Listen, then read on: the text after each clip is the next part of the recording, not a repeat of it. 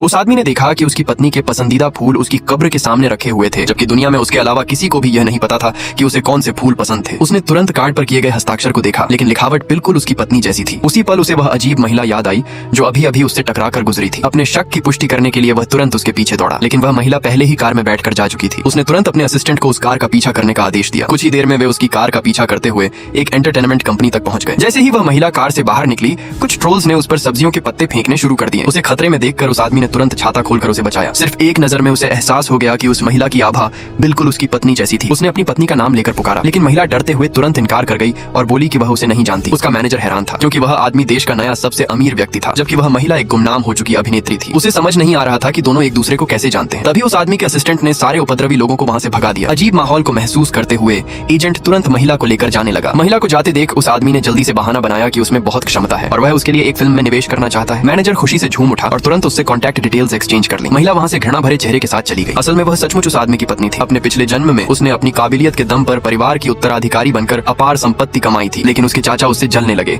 और उन्होंने साजिश रचकर उसकी कार दुर्घटना में मौत करवा दी। जब वह दोबारा जागी तो उसकी आत्मा एक मरती हुई अभिनेत्री के शरीर में पुनर्जन्म ले चुकी थी। उसने अपने पुराने शरीर की कब्र पर जाकर एक नई जिंदगी शुरू करने का फैसला किया, लेकिन उसे बिल्कुल उम्मीद नहीं थी कि कब्रिस्तान में उसकी मुलाकात अपने पिछले जन्म के पति से हो जाएगी। पिछले जन्म में वह आदमी उसके प्रति हमेशा ठंडा व्यवहार करता था, यहाँ तक कि मिलने पर दोनों एक दूसरे को अभिवादन तक नहीं करते थे। इसलिए वह हमेशा सोचती रही कि वह आदमी उससे प्यार नहीं करता। इसी वजह से पुनर्जन्म के बाद वह उसे कोई रिश्ता नहीं रखना चाहती थी, लेकिन उसकी मौत के बाद उस आदमी को आखिरकार एहसास हुआ कि वह उससे कितनी गहराई से प्यार करता था।